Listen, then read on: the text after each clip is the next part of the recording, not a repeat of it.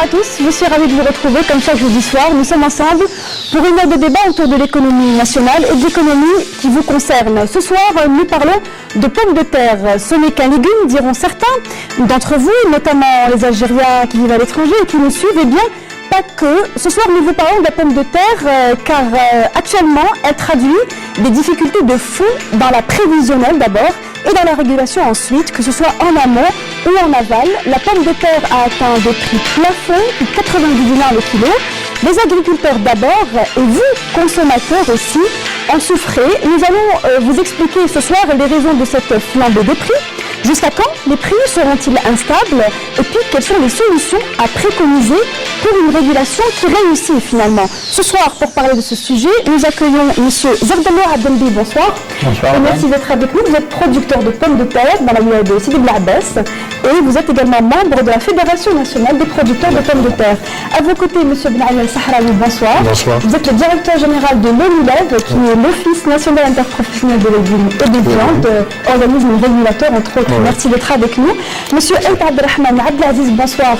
Bonsoir. Vous êtes le directeur général, alors votre titre est long, que je ne me trompe pas, de la régulation et de l'organisation des activités au ministère du Commerce. Merci de nous rejoindre. Et monsieur Lala Boukhalfa, bonsoir. Bonsoir. Vous êtes expert dans le secteur agricole. Vous avez occupé plusieurs postes dans le secteur agricole, dans les entreprises publiques notamment. Merci d'être avec nous. Alors pour ceux qui auraient raté l'événement, cela s'est passé il y a un peu plus d'une semaine. La pomme de terre a dépassé, je le disais, les 90 dinars dans plusieurs wilayas du pays. L'État a dû déstocker en masse des quantités importantes de pommes de terre en approvisionnant directement les consommateurs via des points de vente souvent improvisés dans les grandes villes à des prix abordables. Une opération faite dans l'urgence qui parfois rappelle une certaine époque. Je vous propose de suivre ce reportage. Notre reporter Abdelmajid Belkassi s'est déplacé dans la wilaya de Chlef. Son reportage et on revient tout de suite après. Une autre période de crise pour la pomme de terre avec une montée subite de son prix à la mercuriale. Il est passé pratiquement du simple au double pour culminer dans une fourchette de 85 à 100 dinars le kilogramme. Et pour contrer cette situation de crise, où les intermédiaires et les spéculateurs font leur loi, les pouvoirs publics ont déclenché une opération de déstockage qui s'inscrit dans le dispositif du Sirpalak. Nous nous sommes déplacés du côté de Chlef pour voir une opération de déstockage justement pour essayer de faire baisser les prix. La pomme de terre a été proposée ici à 45 dinars. On a commencé le déstockage des produits dans le cadre, qui sont stockés dans le cadre du CEPALAC, donc ce système de régulation des produits de large consommation. Donc l'État investit beaucoup pour assurer cette production, bien ce produit à la population durant les périodes de soudure, c'est-à-dire cette période de soudure, l'intersaison. Une opération de déstockage qui a été bien accueillie par les consommateurs qui se sont rués vers les points de vente ouverts en plein centre-ville de Chlef. La spéculation a fait augmenter les prix jusqu'à 100 dinars. Avec cette initiative, on a payé seulement 45 dinars le kilogramme. Ce sont les gens qui ont de l'argent qui sont derrière cette flambée. Cette initiative de point de vente public doit durer dans le temps. Aujourd'hui, le prix a baissé, 45 dinars le kilogramme. أصحاب المال هم اللي يتحكموا في السوق ودابري التشريحات اللي رانا نسمعوا بهم عندنا بوكو دو ستوك عندنا ناس بزاف اللي عندها ستوكاج دونك هنا البروبليم وين يروح للناس اللي تخدم ستوك لازم كما يقول لك ستوك نورمالمون يبعث لا ديريكسيون تاع الفلاحه بلي شحال عندي ستوك. La période de soudure هذه تاع le mois de avril-mai parce que la production est par rapport à la saison. C'est pour ça que dans le Sirpalak, on a stocké à peu près 3350 tonnes. Donc on est en train de faire l'opération de déstockage pour à peu près apaiser ou réguler le marché. Cette année, la production a été faible. Les agriculteurs avaient peur de perdre comme la saison écoulée. Ils avaient vendu à perte et c'est une des raisons pour laquelle les prix sont montés. Et pour agir sur les prix des produits agricoles mis sur le marché et pour un meilleur contrôle, une nouvelle réglementation est en cours d'élaboration. On est en train de sensibiliser les opérateurs économiques quant à l'application de ce texte réglementaire. Il consiste en quoi? Ce texte, il consiste à faire, c'est pour voir la traçabilité en premier lieu du produit et en deuxième lieu pour voir l'acheminement du produit. C'est le texte, c'est le 1666. C'est un texte c'est un document qui tenant lieu de facture. Une nouvelle réglementation qui sera la bienvenue, surtout si elle venait à être appliquée. Nous venons donc de voir dans ce reportage réalisé par Abdelmajid Benkassi l'opération de déstockage de pommes de terre qui a eu lieu à peu près une semaine, une opération qui a eu pour mérite de baisser ou tempérer en tout cas les prix de la pomme de terre. Alors, première question pour vous, Sahraoui Ibn Allel, cette opération de déstockage, elle a donné quel résultat lorsqu'on parle de l'ensemble des wilayas du pays? D'abord, est-ce que l'opération a touché toutes les régions et quel résultat a-t-elle eu? Merci, madame. Pour le marché de la pomme de terre, durant cette période de soudure, a connu une situation caractérisée par une flambée sensible des prix. Et nous sommes au stade, c'est-à-dire les marchés sont approvisionnés en provenance des zones du sud, notamment la wilaya de l'Oued, qui tire, dont la production tire à sa fin, ainsi que les zones de littoral pour la production primaire, et ainsi que l'entrée précoce des zones de production, celle de Moustaganem, qui a tardé un peu. Il y a eu un décalage dans le calendrier d'arrachage de 2 jours à peu près. Et le marché aussi il est approvisionné à partir du stock constitué durant la période de l'arrière-saison. On a stocké une quantité de plus de 70 000 tonnes. Il y a eu une première sortie, une première lâchée, c'était le fin février, début mars. On a programmé 10 000, mais on a sorti uniquement 5 000. Le 30 mars, on a programmé en concertation avec le ministère de la tutelle un programme de déstockage sur 4 décades. La première décade, c'était du 30 au 8 avril. On a sorti plus de 15 000 tonnes. On est dans la deuxième décade, on a programmé une quantité de plus de 25 000 tonnes. Vous avez donc commencé le déstockage au mois d'avril? Le fin mars, le 30 mars. Et quand on a vu que c'est-à-dire le produit il était très cher dans donc les marchés... Donc les prix ne décrochaient pas finalement? Voilà, les marchés de détail. On a procédé à l'ouverture des points de vente pour se rapprocher directement du consommateur. Le prix, vous avez vu, le prix il est cédé à 40 dinars à travers ces points de vente au niveau de la wilaya d'Alger. Cette opération elle a été élargie à d'autres wilayas. Maintenant, il y a la wilaya d'Oran, Skikda, Annaba, Constantine et Mascara. Donc cette opération, elle a stabilisé les prix.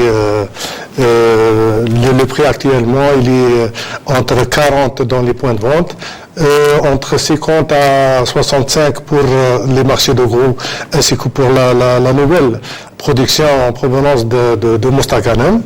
Reste le prix très élevé pour la pomme de terre en provenance d'Alouette. Qui reste quand même accroché aux environs de 80-85 $. Il y a une stabilité des prix. Alors, on sait que la flambée des prix de la pomme de terre c'est un petit peu les conséquences de ce dont on a parlé l'année dernière, à peu près à la même période. C'était une période très différente pour la pomme de terre. Il y avait surabondance des quantités sur le marché. Les prix étaient cassés. À l'époque, déjà, les agriculteurs ont, j'imagine, souffert, et on l'a vu dans ce reportage, souffert de cet état de fait, du fait que la pomme de terre a dû être cédée à des prix symboliques. Est-ce que les agriculteurs ont été impactés à l'époque? Madame, les agriculteurs ont souffert depuis 3 ans. Parce que la production, elle est en fonction des importations de la semence. Lorsqu'on importe une grande quantité de semences de l'étranger, 2 mois, 3 mois après, il est sur abondance de la pomme de terre. Oui. Par exemple, il y a 3 ans, on a ramené 166 000 tonnes. Une année après, on a ramené 147 000 tonnes. Vous parlez de semences importées. Importées. Et la 3e année, on a importé 128 000 tonnes. Donc l'année où on importe beaucoup de pommes de terre, tout le monde fait de la pomme de terre. Ce que vous voulez dire, c'est que la pomme de terre de semence, elle sert à être consommée? Non, c'est-à-dire on plante et la production de la semence, elle est consommée. On importe la classe E, SE et la classe A. Donc les années où on importe beaucoup de pommes de terre, cette année il y aura beaucoup de une surproduction. Donc les prix descendent. Donc depuis 3 ans que les agriculteurs souffrent. C'est pas normal, sachant que selon les chiffres officiels du ministère de l'Agriculture, pour cette saison en tout cas, il y a eu production de 400 000 tonnes de... 97 000 cette année on a ramené. Alors, les chiffres que j'ai donnent 400 000. C'est national et importation. Non, je parle de la production nationale de semences. Aujourd'hui, est-ce que nous pouvons nous suffire des 400 000 tonnes produits, ou bien fallait-il importer? Non, moi je pense que la solution réside dans l'investissement, dans la production de la pomme de terre de semence ici chez nous. À partir du moment que nous dépendons toujours de cette semence d'importation, nous sommes toujours tributaires donc des importations. Et comme il vient de le dire, s'il y a une importation conséquente, automatiquement donc l'année aura une très très bonne production, et à partir de ce moment-là, on ne connaîtra pas le problème des prix. Il n'y aura pas de flambée des prix tout au long de l'année. Pourquoi? Parce que durant les périodes souillures, il y en a 2, si je ne me trompe pas, une au mois d'octobre-novembre et une au mois de février, mars, avril, quoi. Donc, ces 2 périodes souillures sont très très bien couvertes lorsqu'il y a une très très bonne production.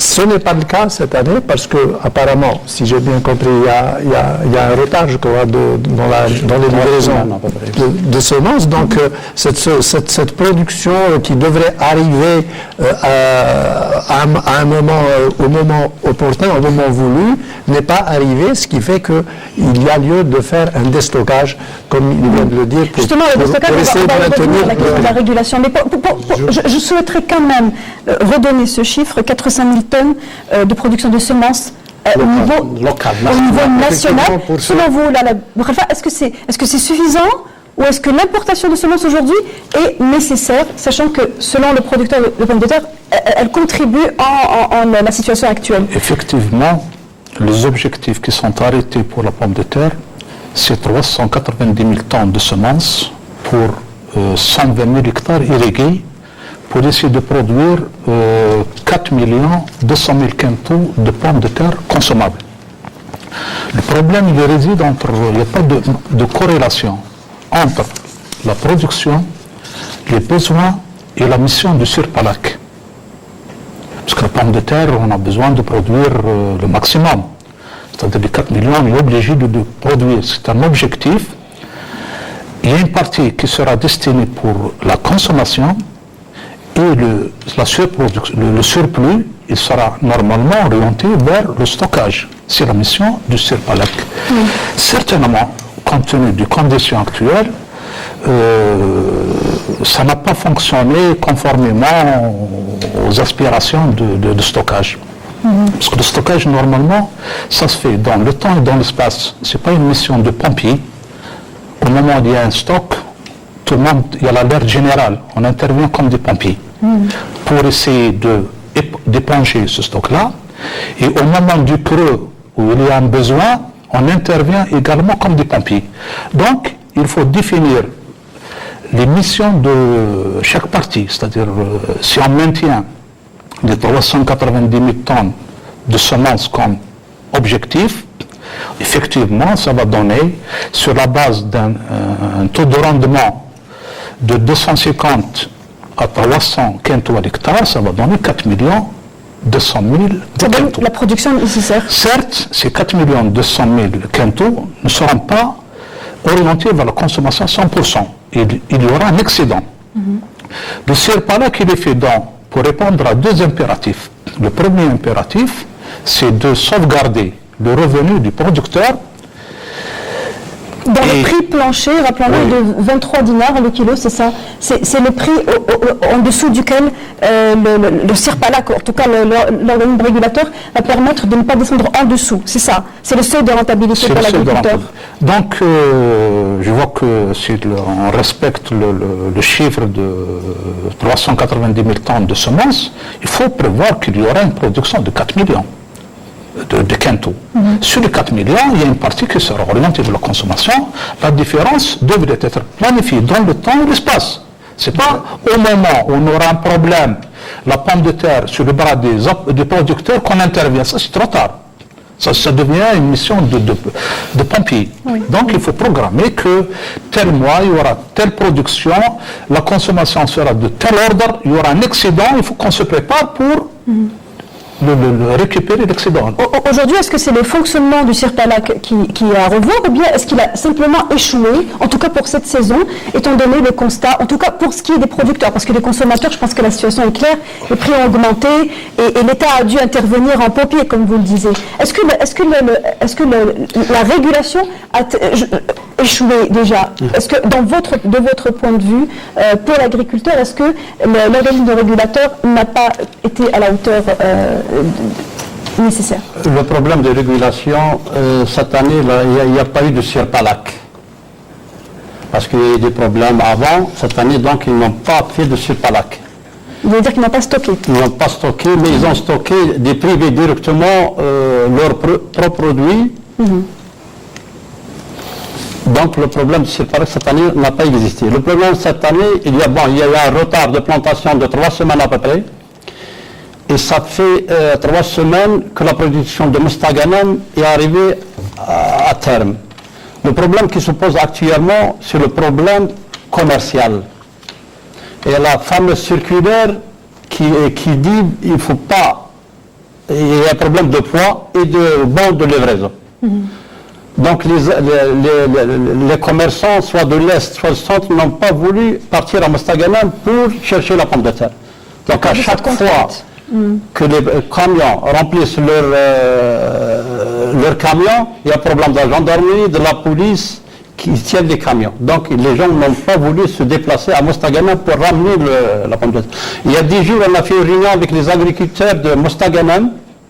Ils nous disaient que cette année, la productivité a doublé par rapport aux années passées. Donc la pomme de terre existe, les quantités existent. Donc le problème, c'est le transport et le bon de livraison. On a intervenu chez le ministère de l'Agriculture, il nous a promis de régler ce problème. Mais je pense qu'il a réglé la semaine passée, c'est pour cela que les prix ont descendu. Il a réglé de quelle manière? Il a intervenu au niveau des instances de l'État pour relever le problème, c'est le poids et les bons de livraison. Donc, un peu la décision de l'État, qui est un décret à l'origine, est revenue en arrière. Donc... Ils ont intervenu exceptionnellement pour les 2 semaines ou les 3 semaines. Aujourd'hui, je suis venu de Sidi Bel Abbas, j'ai vu plein de camions dans l'autoroute. Donc, ce que vous nous expliquez, c'est que les quantités de pommes de terre sont là, elles sont la plupart stockées, mais elles ne sont pas prélevées, c'est ça, par les revendeurs. Permettez-moi, avant d'aborder ce sujet, moi je reviens au volet de la semence. Et la semence, il y a un programme qui est mené par le ministère de l'Agriculture et géré par l'Office, l'ONIREM, un programme de multiplication locale. Cette année, il y a eu une décision en concertation avec l'interprofession et notamment la Fédération nationale des producteurs de la pomme de terre. En concertation avec les intervenants dans la filière, ils ont arrêté la quantité à importer à 100 000 tonnes. Et on a programmé l'approvisionnement du marché pour les zones, c'est-à-dire primaires, celle de Mostaganem, pour la plantée de la pomme de terre, de la semence locale. Il y a eu plus de 45 000 tonnes de pommes de terre de semences locales. Ce qui a permis, c'est-à-dire d'augmenter la quantité à plus de 45 000 tonnes. déjà plantés dans le programme. Il y a deux programmes. Il y a un programme de consommation et il y a un programme de semences. Voilà, en ce qui concerne. Et ça rentre dans la réduction de la facture d'importation. Puisque vous réouvrez à nouveau la parenthèse de la semence, M. Rebello disait qu'il arrivait que la semence la semence importée, donc de classe 1, c'est bien ça, était parfois donc utilisée donc pour produire, pour faire de la pomme de terre de consommation. Est-ce que c'est le cas et est-ce que c'est quelque chose qui est contrôlé? C'est une semence qui est importée plutôt on produit les mêmes classes, même localement on produit de la E et de la A, la classe A. Oui, mais elle sert à la multiplication, elle ne sert pas à non, la multiplication, elle commence. La A, elle est destinée pour la plantation de programmes consommation. Oui. Voilà. Mais celle qui est destinée à la multiplication? C'est la SE et la E. Pour produire de la E et de la A. Bien, et pour ce qui est de la question, revenons à ma question. On parlait tout à l'heure donc de la régulation au niveau donc du prélèvement des quantités. Aujourd'hui, est-ce que les agriculteurs résistent, ou en tout cas les commerçants en tout cas résistent à cause de cette pour le programme de la régulation, cette année, le système de régulation, déjà à chaque année, il y a des rectificatifs, des améliorations. En concertation avec les instances concernées, le commerce, l'intérieur, les finances, etc., on apporte des améliorations pour Cette année, on a arrêté la quantité à 80 000 tonnes. Pour cette quantité, elle a été réalisée avec l'adhésion de plus de 60 opérateurs, c'est-à-dire producteurs, stockeurs. Là, l'opération a débuté, c'était le mois de fin décembre, et elle a été clôturée en mai-février, avec la réalisation de plus de, comme je vous ai dit, 76 000 tonnes, exactement. Et on a procédé à la première lâchée, c'était le fin février, plus de 5600 tonnes, etc. Reste maintenant dans le stock 70 000. Ces 70 000, ils ont été programmés sur 4 décades, de 30 avril jusqu'à la mi-mai pour finaliser ce programme. Cette quantité, c'est elle qui assure le passage de l'arrière-saison vers la saison qui nous sommes déjà en début de production. Les premières récoltes commencent déjà au niveau de la wilaya de Mostaganem. Mais si les prix ont quand même, en dépit de votre programme, quand même ont augmenté et ont atteint ce plafond-là, est-ce que cela signifie-t-il que les interventions sur le marché ne sont pas arrivées trop tard, ou peut-être pas au bon moment en tout cas, et c'est ce qui a fait une flambée des prix? Aurait-il fallu rajouter des quantités sur le marché plus tôt? Je pense, je reviens toujours au principe de manque de contrôle et d'organisation et de planification. Si nous avons planifié dans le temps ces opérations-là, je pense qu'on n'aura pas ces problèmes-là. Parce que la différence, elle est très importante. C'est une multiplication par 10. La pomme de terre qui passe de 20 dinars à 120 dinars, c'est pas normal. La tomate qui passe de 15 dinars à 180 dinars, c'est plus que multiplié par 10. La même chose pour l'ail qui passe de 200 dinars à 1800 dinars, c'est des multiplications par 10. On accepte une variation de 10 à 20%, c'est tout à fait logique, comme ça se fait dans tous les pays du monde. Mais chez nous, je pense qu'il y a un problème de planification, problème de contrôle et de suivi du produit agricole. Et si on ne mettra pas une stratégie de suivi, de contrôle de ces produits stratégiques, ce qu'on appelle des produits de large consommation, on continue toujours à vivre le même problème. Quelles sont les solutions? Les solutions, moi je pense que c'est une organisation. L'Algérie est un pays agricole par excellence. Ça a été démontré. En 2009, nous avons produit 79 millions de quintaux, pratiquement le double de ce que nous consommons. Il y a la possibilité. La tomate, c'est la même chose. Je me rappelle l'année passée, les avaries, c'était réalisé avec des pelles qu'on jetait dans des camions semi-remorques. C'est pas normal. C'est pas normal. Donc c'est un point d'organisation. Il faut mettre en place une stratégie d'organisation, de suivre l'évolution de ces produits dans le temps et dans l'espace. Si on arrivera à mettre cette organisation, je pense que le problème que nous sommes en train de vivre quotidiennement avec la flambée, la chute des prix, sera éliminé. C'est très simple, c'est de connaître, faire un diagnostic, de connaître nos capacités en matière de production, nos besoins en matière de consommation. La différence fera l'objet d'un suivi en matière de stockage, et c'est la mission du CIRPALAC qui a été initiée en 2007 spécialement pour régler ce problème-là. Alors, il faut savoir que le stockage, donc via le CIRPALAC, c'est essentiellement, en grande partie, ce sont des opérateurs privés, c'est bien ça, des opérateurs qui se sont lancés dans cette activité de stockage. Aujourd'hui, quels sont les pourcentages de stockage côté privé, côté État? Bon, pour le stockage, ce dispositif, premièrement, son but, c'est de protéger les intérêts économiques des agriculteurs, en premier lieu, et celle des consommateurs. Ce qui a permis, depuis sa mise en place, toujours, à travers les programmes qui ont été mis en place, de booster la production de 1,5 en 2007 à actuellement à plus de 4,5 millions de tonnes. Pour le pourcentage, il est minime par rapport à la production, si on le compare par rapport à la saison ou l'arrière-saison, qui représente 5%,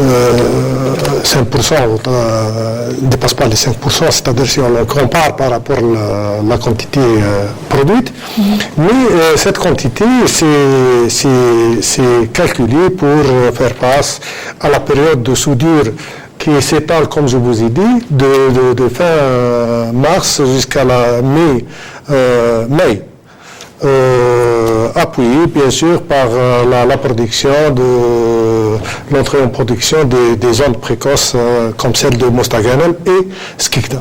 Dans le reportage, on a vu les citoyens interviewés, ils pensent qu'une catégorie d'opérateurs, ils ne précisent pas lesquels, mais en tout cas ils disent qu'il y a beaucoup de gens qui tirent avantage de cette situation, de ces questions de stockage, déstockage. Ils se font beaucoup d'argent en créant de la pression sur l'offre et sur la demande. Est-ce que c'est vrai? Et comment est-ce que cela se traduit sur le terrain? Vous qui êtes producteur de pommes de terre, vous devez le savoir.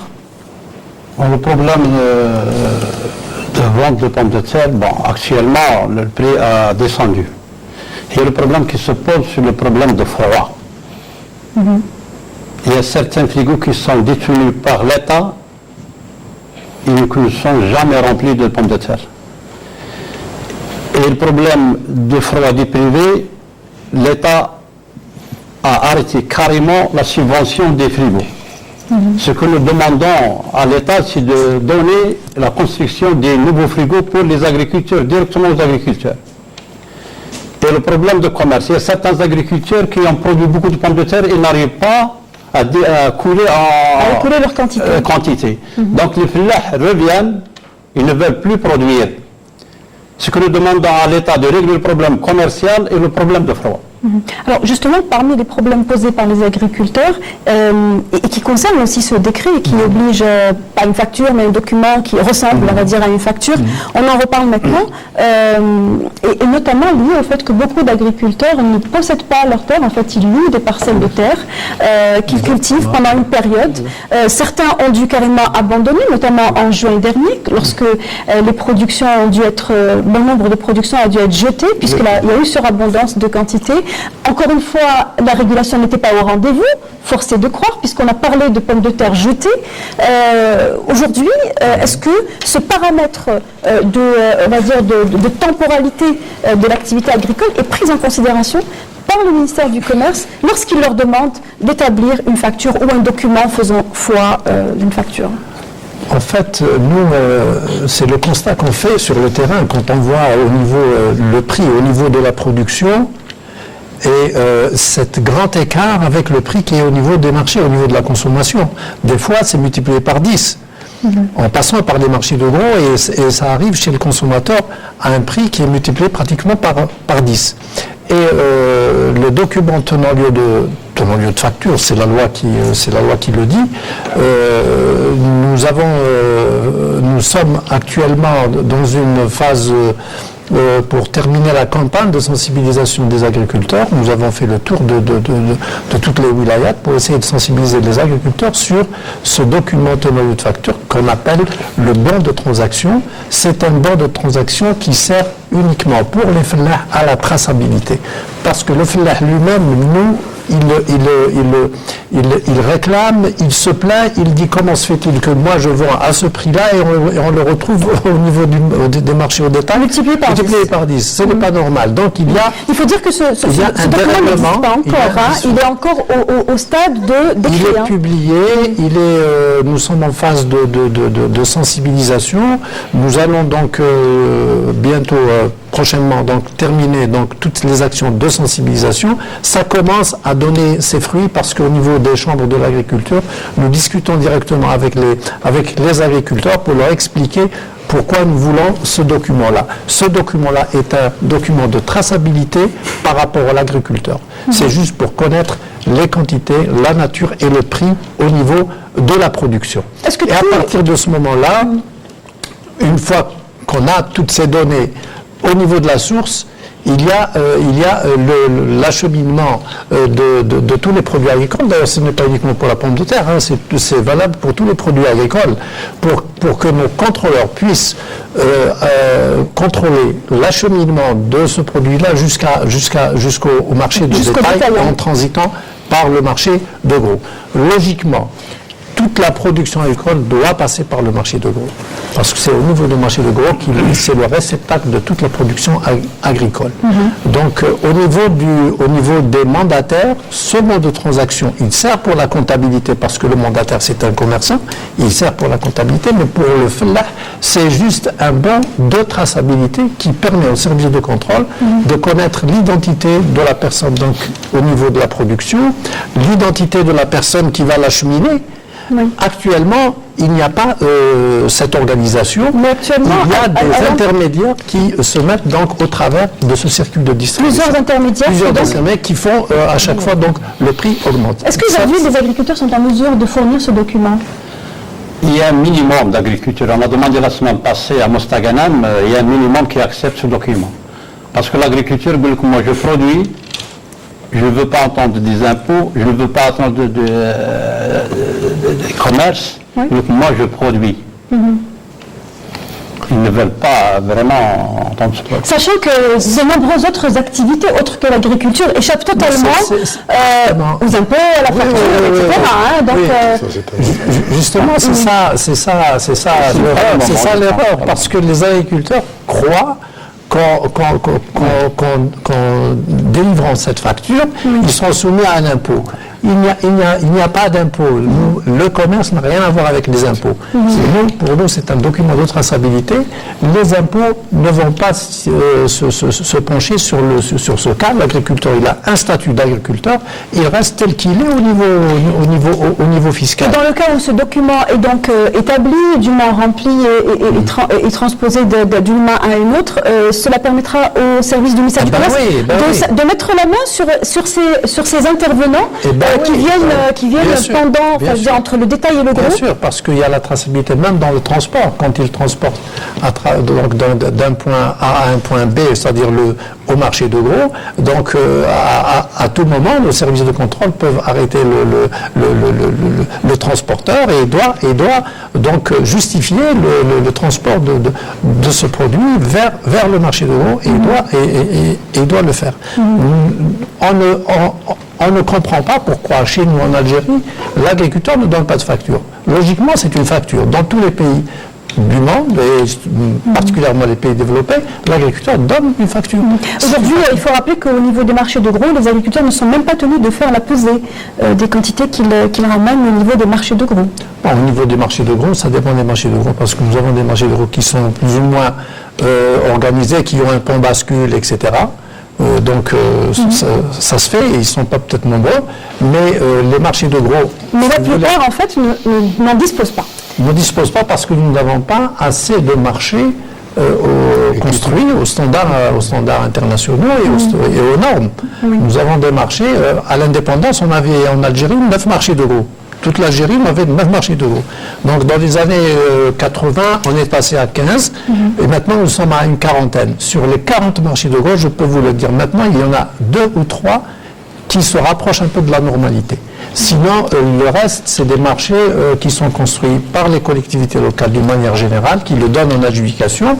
Il y a à peu près une trentaine déjà qui appartiennent aux communes. Donc, ce qui laisse l'occasion à la vente de manière anarchique et à l'extérieur des espaces de vente. Exactement. Et actuellement, nous avons un programme de construction de marchés de gros aux standards internationaux. L'État a créé une société qui s'appelle Magro, qui se charge donc de la gestion et de la réalisation des marchés de gros. En ce moment, nous avons 8 marchés qui sont en cours de construction. Nous avons un qui va ouvrir, Inch'Allah, avant le mois de Ramadan et qui est à Sétif. Le deuxième viendra juste après, vers le mois de juin, donc au niveau d'Aïn Defla. Et il y aura donc ces 8 marchés qui vont donc s'implanter. Et au fur et à mesure qu'on réalise ce type de marché, on est tenu donc de fermer ces marchés-là qui ne sont pas qui déjà contrôler, déjà être présent sur le marché, contrôler, et aussi intervenir au marché des aides, mais on y reviendra un peu plus tard. Exactement, mais pour la spéculation, parce que il faut savoir une chose, nous, dans le commerce, quand il y a un produit qui se raréfie, c'est là où il y a des spéculateurs qui commencent à spéculer, à stocker, à faire de la rétention de la pomme de terre. Vous avez entendu, je crois, deux wilayats où on a trouvé des personnes qui ont stocké de la pomme de terre pour ne pas donc. Oui, mais le stockage de la pomme de terre est censé être connu, hein, c'est bien ça. Hein. Le stockage, même au niveau des privés, c'est quelque chose qui est censé être connu par l'office. En dehors de dispositifs. Oui, ils sont connus. Les producteurs, ils sont connus dans les wilayas, ils sont recensés. Auparavant, il y avait plus de 400 opérateurs qui sont recensés au niveau de l'office. Et maintenant, avec l'amélioration et les apports qui ont été apportés pour en ce qui concerne le cahier de charge, donc les producteurs répondants, les stockeurs répondants sont au nombre de 60 actuellement qui ont participé dans la constitution de stock de l'arrière-saison. Ce que vous avez recensé, hein, oui. Il semblerait qu'il y en ait aussi d'autres qui échappent peut-être au statut. C'est des clandestins, c'est du stockage clandestin. C'est en dehors du dispositif, bien sûr. Pour quel Frigomédite a-t-il stocké cette saison? Oui, elle a stocké pour répondre ce qu'a dit tout à l'heure notre ami. C'est-à-dire le potentiel existant au niveau de Frigomédite, il a été utilisé par des opérateurs privés qui ne disposent pas de centres WAD. Actuellement, il y a plus de 3 filiales qui ont stocké en partenariat avec des producteurs de la pomme de terre. Des quantités importantes. On a parlé de stockage. Plus de 20 000 dons. On a parlé de stockage, de régulation, on a parlé aussi de marché. Selon vous... Ajouter dans ce cas-là, normalement, il y a 10 wilayas qui sont concernés par la constitution de ce dispositif de CEPALAC. Il y a 110 opérateurs privés également, plus 8 filiales de Frigomédite, avec une capacité très importante de stockage en froid. Vous avez 19 entrepôts qui sont au stade de réhabilitation, avec une capacité de 267 000 mètres cubes, plus 50 nouveaux entrepôts, avec une capacité de 650 000, qui donne une capacité totale de 900 000 mètres cubes. C'est très important. Ça peut répondre facilement à l'objectif de stockage qui est de l'ordre de 150 000 tonnes. Le chiffre qui est retenu pour le stockage de la pomme de terre, c'est 150 000 tonnes par an. Donc les capacités qui existent peuvent répondre facilement à ce chiffre-là. Alors que je pense qu'on n'a pas atteint les 150 000, on est aux environs de 70 000 capacités stockées. Pour les capacités de stockage, c'est le volume arrêté, c'est 180 000 tonnes entre l'arrêt-saison et la saison. Pour les deux saisons, c'est 180 000 tonnes. On fait appel à des opérateurs privés ainsi que l'opérateur public. L'opérateur public, c'est pour celui qui détient le stock de sécurité. C'est un stock qui atteint les 6 mois de stockage. Il est dynamique, renouvelable et qui répond à des périodes bien précises là où il y a un manque de ce produit sur le marché. À quel point, je pose ma question, à quel point le paramètre commercialisation, c'est-à-dire en commençant en amont, c'est-à-dire établir une facture par l'agriculteur et permettre une meilleure visibilité sur la chaîne de distribution, peut-il impacter positivement la stabilité des prix, selon vous? Est-ce que c'est un paramètre qui réellement va permettre demain d'avoir des prix plus ou moins stables? C'est-à-dire, la profession, je parle du producteur, ils refusent catégoriquement la notion de facture. Ils disent que nous sommes là pour répondre en matière de production, pour mettre le produit disponible sur le marché. Maintenant, la notion de commercialisation, ils disent qu'elle n'est pas du sort du producteur eux-mêmes. Ils ne sont pas habilités à faire la facture, parce qu'il faut un bureau, il faut un cachet, il faut le truc. Alors que le producteur, normalement, il est avec son tracteur, ces engins-là pour essayer de travailler le sol. Ils s'occupent pour augmenter le rendement. Je pense qu'il faut créer un intermédiaire entre le consommateur et le producteur pour essayer de régler ce problème de la facture. Aujourd'hui, les agriculteurs, en tout cas les autorités, ont fait marche arrière. Ce que nous décrivait M. Zardelou, pour un peu désamorcer la situation, l'État a dit, bon, ok, finalement, vous ne voulez pas de facture, vous n'en aurez pas. Quand je dis facture, je dis document. Je ne sais pas si on parlait du même document, parce que lui, il parlait d'un bon de livraison, moi je parle d'un document que nous n'avons pas encore mis en application. Il n'est pas encore mis en application, je ne vois pas pourquoi on ne lui a pas demandé encore on lui a pas c'est quelque chose qui va intervenir plus tard. Donc, on parle de ça, du poids et du bon. Oui, le bon c'est pas un bon de livraison, hein. On l'a appelé un bon, et on l'a simplifié de façon à ce que le FLAH peut le remplir facilement, et même en langue nationale, s'il ne connaît pas la langue, il le met en langue nationale, il donne juste les quantités et le prix pour que nous puissions suivre par la suite la traçabilité de ce produit-là et savoir à quel prix il va atterrir au niveau du marché de gros et quelle est la marge pour le grossiste pour qu'il arrive chez le détaillant. Donc s'il n'y a pas un contrôle rigoureux, il va de soi que les intermédiaires vont toujours rester à continuer à travailler sans facture, sans registre de commerce, sans aucune. Mais il y a toujours cette crainte que les agriculteurs, pour quelqu'un qui donne une facture, il y a cette crainte, cette idée derrière que c'est les impôts qui viennent derrière, c'est faux. Et je le dis devant, c'est faux, il n'y a aucun impôt. Nous, au niveau du commerce, on peut les rassurer pour leur dire que ça n'a rien à voir, c'est juste pour connaître la traçabilité du produit et son acheminement vers les sources d'approvisionnement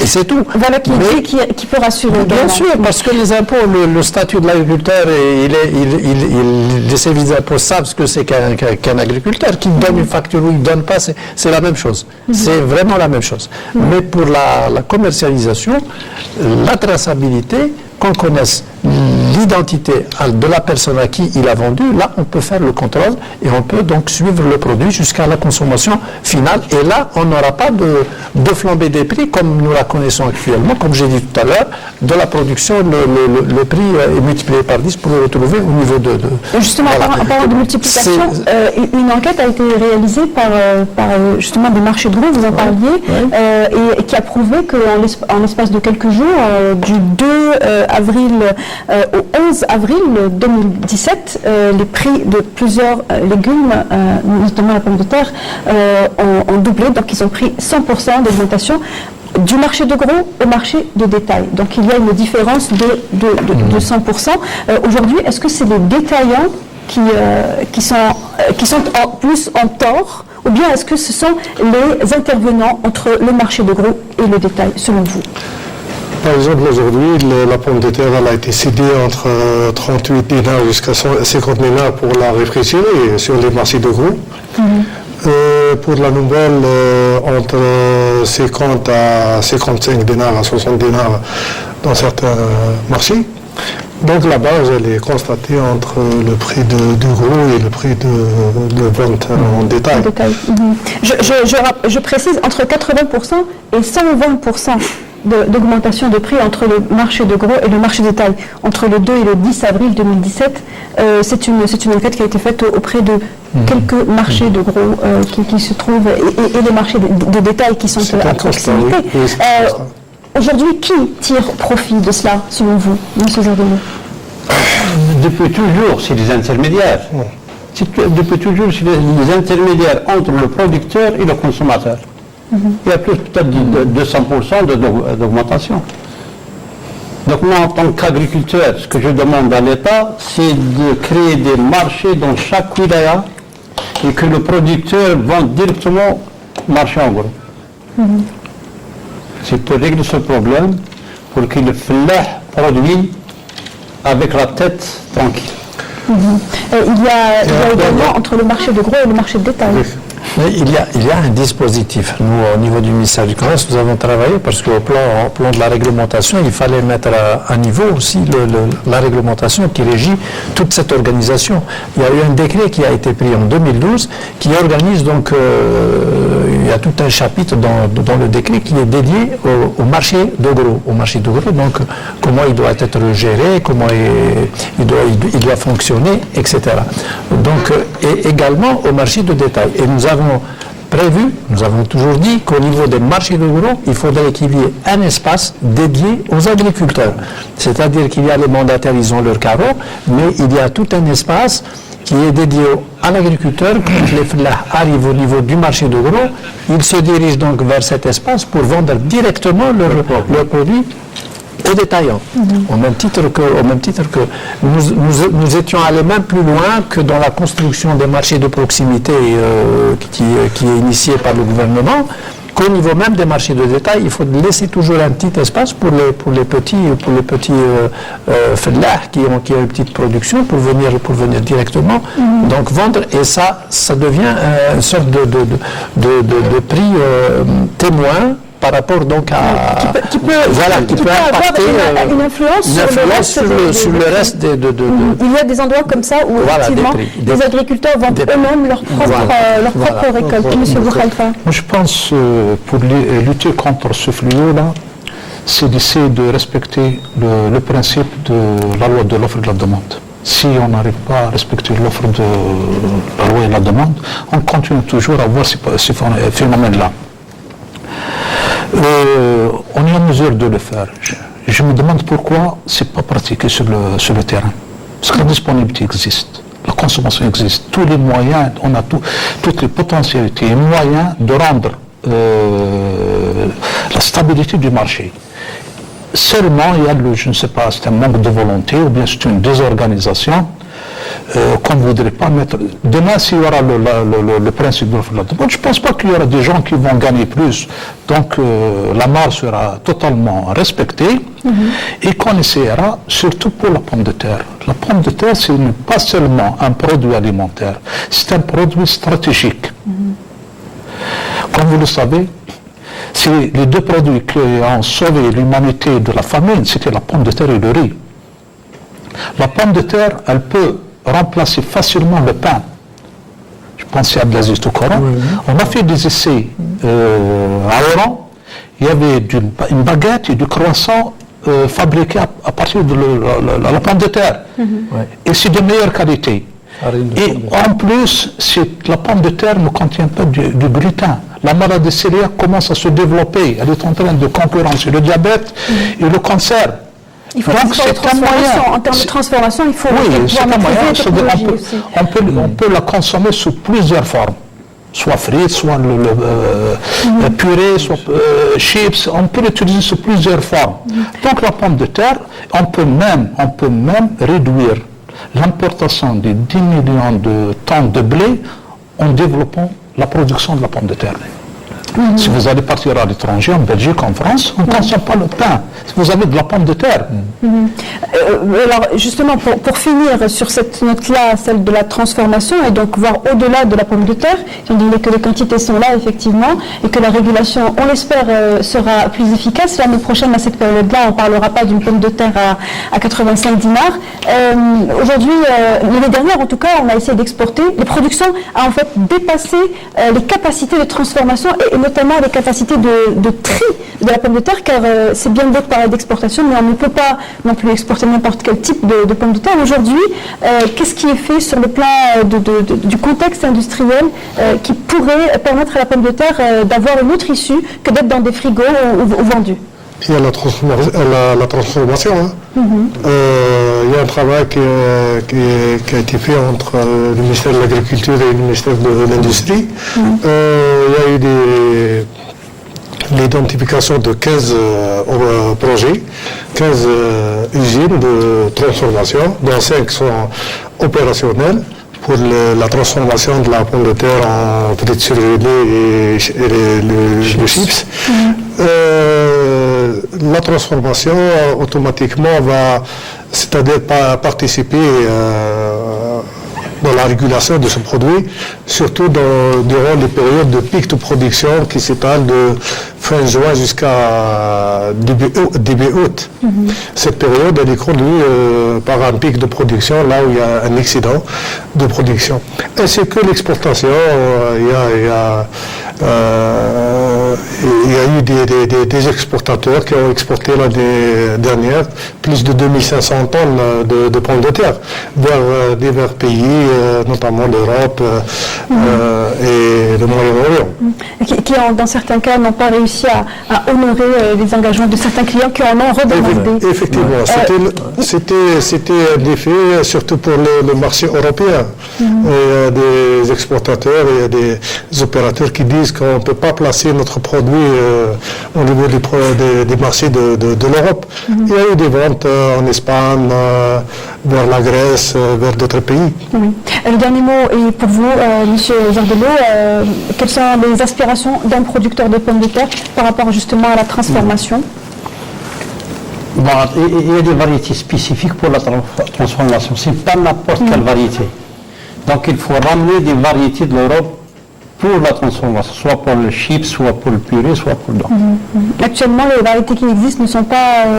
certaines variétés, par exemple, certaines variétés de Danemark qui sont spécifiques pour la chips. La chips, il faut que la variété soit ronde et le taux de matière sèche élevé. Donc il faut des variétés spécifiques pour la transformation. Tout un sujet qu'on va certainement développer à l'occasion d'une prochaine émission, où on aura également certainement des représentants du ministère de l'Industrie, puisqu'il est question d'industrie à ce moment-là. Merci à vous d'avoir fait le débat avec nous, qui a donc parlé de la pomme de terre dans tous ses états. Je rappelle que nous avions avec nous M. Zardelot Abdembi, producteur de pommes de terre. Il a été Bla Abbas et membre de la Fédération nationale des producteurs. M. Sahraoui Ibn Abdel, directeur général de l'ONILEV. M. La'la Boukhalifa, expert en agriculture. Et M. Aïta Abdrahman Abdelaziz, directeur général de la régulation, organisation des activités au ministère du Commerce. Merci de nous avoir suivis. Pour revoir cette émission, la rediffusion sur Canal AG est prévue pour samedi, entre 11h et midi, mais sinon à partir de demain matin, sur notre chaîne YouTube en replay et sur notre page Facebook, La Semaine Éco. Merci de nous avoir suivis jusqu'au bout. On se retrouve la semaine prochaine pour une nouvelle thématique. Très bonne soirée à tous.